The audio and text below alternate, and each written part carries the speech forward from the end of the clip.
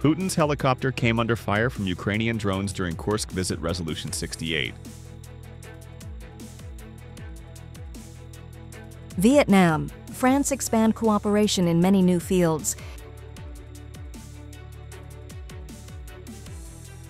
Solving the thirst for capital of businesses. Hello, so good to see you again in today's news. And here we go, the first part of the show. Yuri Dashkin, the commander of an air defense division, revealed Sunday that while Vladimir Putin made his victory rounds in the reconquered Russian region on May 20th, his helicopter was caught in the middle of an aerial barrage from Kiev.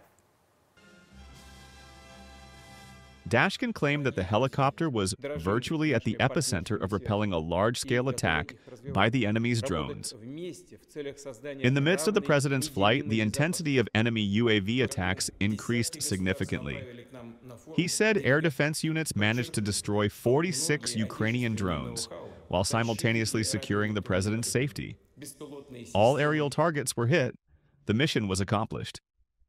According to military experts, unmanned aerial vehicles, UAVs, have become the main weapon in Ukraine's counteroffensive strategy, especially in attacking deep into Russian territory. North Korea slammed on Tuesday U.S. President Donald Trump's Golden Dome missile shield plan as a very dangerous threat that could spark nuclear war in space and a serious threat to the global security. North Korea's foreign ministry criticized the project as a typical product of America First ideology, arrogance, and authoritarianism, and warned that the system could destabilize space security and trigger a new arms race. The statement came after U.S. President Donald Trump announced on May 20th that he had selected the design and appointed a leader for the $175 billion Golden Dome program.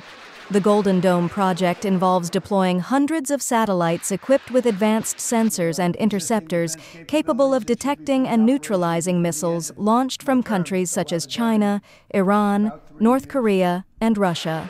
The deployment of this space-based missile defense system has raised concerns about the militarization of space and the possibility of igniting a new arms race between major powers. After the solemn state-level welcoming ceremony, the President Lương Cường and the French President Emmanuel Macron just held talks affirming that France is a very important comprehensive strategic partner of Vietnam.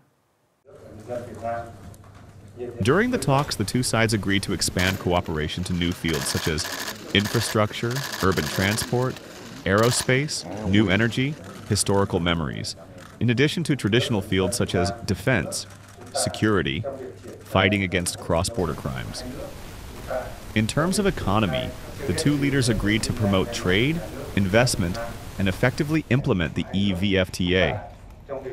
France pledged to speed up the ratification of the EVIPA agreement, support the removal of the IUU yellow card for Vietnamese seafood. Vietnam also asked France to continue supporting ODA capital for climate change projects and improving the quality of energy human resources, as well as implementing projects within the framework of JEP. The two sides also discussed regional and international issues, affirming the role of multilateralism and international law, especially the 1982 EU-MEN clause, in resolving disputes in the EC. After the talks, the two leaders witnessed the exchange of cooperation documents in many fields. Upcoming are some updated news.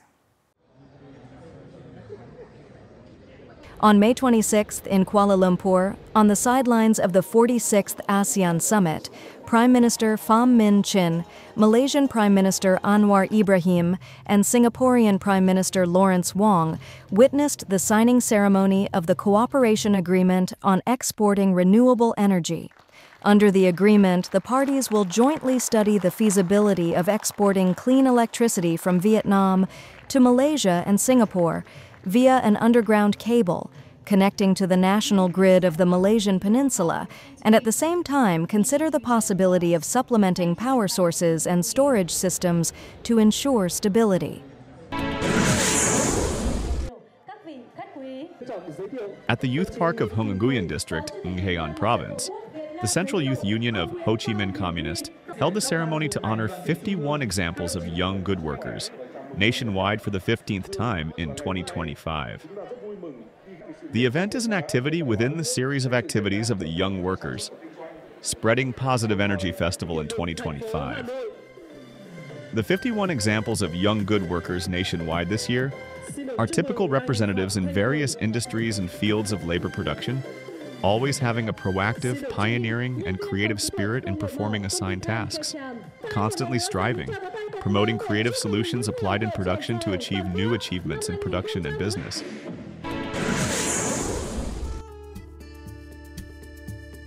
Nghệ Tourism is making efforts to transform, strengthen connections, and build new tourism products to become an attractive destination in the central region.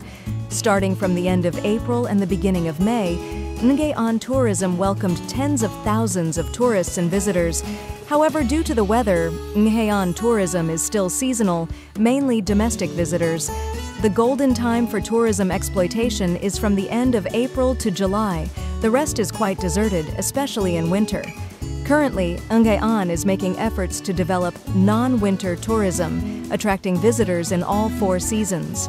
Promote the development of MICE tourism, community tourism, build a plan to develop Qua Lo into an attractive check-in point in winter, exploit festivals in spring, develop night tours and Vidam space to attract tourists.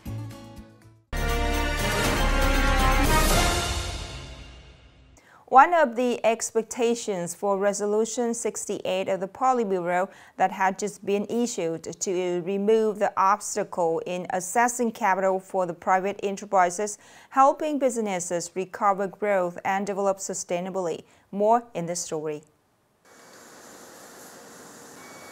One of the biggest challenges that small and medium-sized enterprises face in accessing capital from banks is the lack of collateral, unclear financial records, and complicated loan procedures.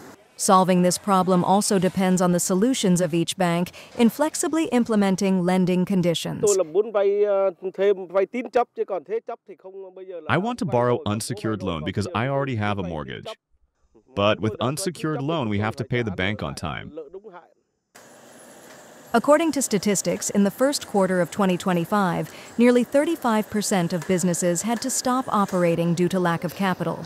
Meanwhile, credit flows from banks tend to slow down due to tight monetary policy and requirements to control credit risks. In this context, the business community expects that in addition to interest rate support, it is necessary to promote measures to extend, postpone, and extend debt, especially for businesses that are incurring many costs in export activities to the U.S. market. Currently, we are facing many difficulties due to the pressure of applying new taxes in the U.S., many arising costs. We hope that banks will study to support loans at this difficult time to maintain production.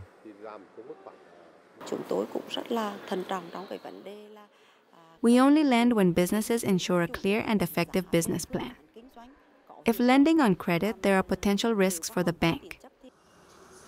One of the important tasks and solutions in Resolution number 68 of the Politburo on private economic development is to promote and diversify capital sources for this sector.